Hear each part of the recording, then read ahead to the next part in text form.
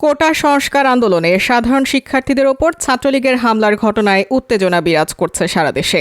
হামলায় কয়েক শতাধিক সাধারণ শিক্ষার্থী আহত হয়েছেন, এছাড়া মৃত্যুও হয়েছে কয়েকজনের। এই ঘটনায় এখন সোশ্যাল মিডিয়া সহ সব মাধ্যম তোলপাড়।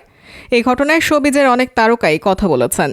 চিত্রনায়িকা পরিমণি, পূজা চেরি, শবনম বুবলি, চিত্রনায়ক সিয়াম আহমেদ, অভিনেতা নিলয় আলমগীর, নির্মাতা আশফাক নিপুন, মোস্তফা সরোয়ার ফারুকী, কন্টেন্ট ক্রিয়েটর সালমান মুক্তাদির, ইফতেখার আফসান, আর.এস. ফাহিম তাদের মতামত জানিয়েছেন।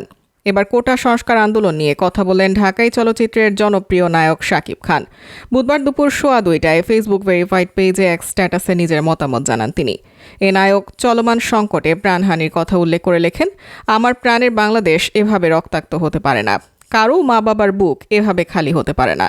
আপনারা যারা অভিভাবক পর্যায়ে আছেন তাদের কাছে অনুরোধ রইল, এখনই আন্দোলনরত শিক্ষার্থীদের সঙ্গে কথা বলে এই সংকটের যৌক্তিক সমাধান বের করুন।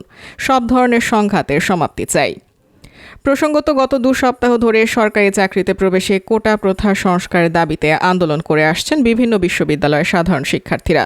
এর মধ্যে গত 15 জুলাই শিক্ষার্থীদের ওপর ছাত্রলীগের নেতাকর্মীরা হামলা করলে বিভিন্ন স্থানে 6 জনের মৃত্যু হয়।